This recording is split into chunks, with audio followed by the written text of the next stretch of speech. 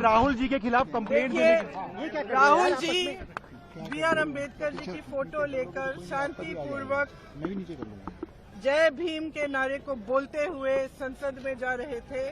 संसद में जाने से किसने रोका? आप देख लीजिए।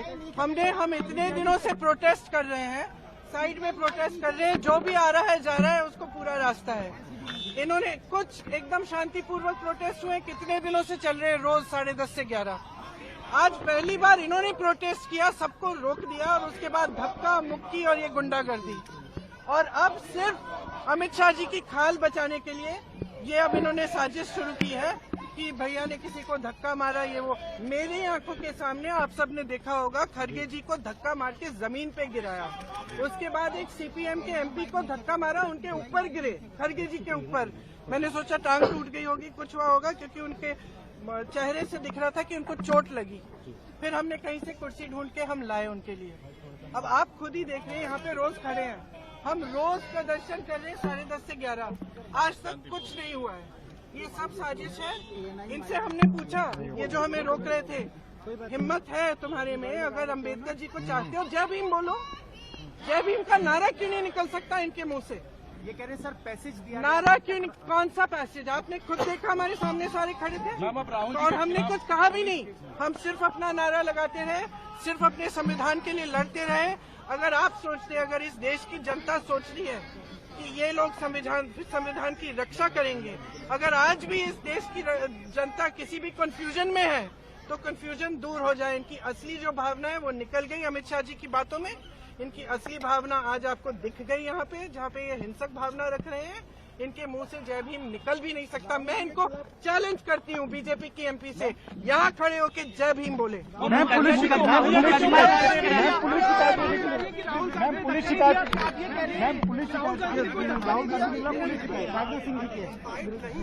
भैया जी क्या कहेंगी जो कुछ देखने को आ रहा है? मैम राहुल जी के खिलाफ कंप्लेंट राहुल जी बी.आर. अम्बेडकर जी की फोटो लेकर शांतिपूर्वक जय भीम के नारे को बोलते हुए संसद में जा रहे थे।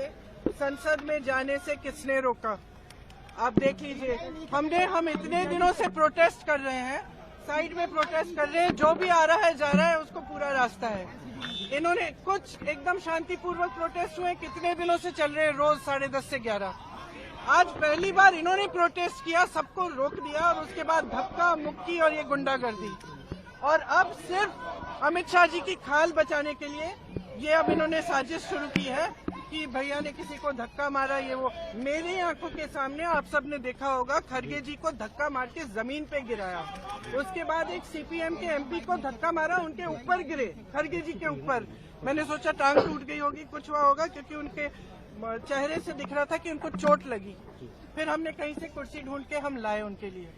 अब आप खुद ही देख रहे हैं, यहाँ पे रोज खड़े हैं, हम रोज प्रदर्शन कर रहे हैं 10:30 से 11। आज तक कुछ नहीं हुआ है, ये सब साजिश है। इनसे हमने पूछा, ये जो हमें रोक रहे थे, हिम्मत है तुम्हारे में? अगर अम्बेडकर जी को चाहते हो, जय भीम बोलो। जय भीम का नारा क्यों नहीं निकल सकता इनके मुंह से? ये कह रहे सर पैसेज दिया, नारा क्यों नहीं? कौन सा पैसेज? आपने खुद देखा, हमारे सामने सारे खड़े थे और हमने कुछ कहा भी नहीं। हम सिर्फ अपना नारा लगाते रहे, सिर्फ अपने संविधान के लिए लड़ते रहे। अगर आप सोचते, अगर इस देश की जनता सोच रही है कि ये लोग संविधान की रक्षा करेंगे, अगर आज भी इस देश की जनता किसी भी कंफ्यूजन में है, तो कंफ्यूजन दूर हो जाए। इनकी असली जो भावना है वो निकल गई अमित शाह जी की बातों में। इनकी असली भावना आज आपको दिख गई यहाँ पे, जहाँ पे ये हिंसक भावना रख रहे हैं। इनके मुंह से जय भीम निकल भी नहीं सकता। मैं इनको चैलेंज करती हूँ बीजेपी की एमपी से, यहाँ खड़े होके जय भीम बोले।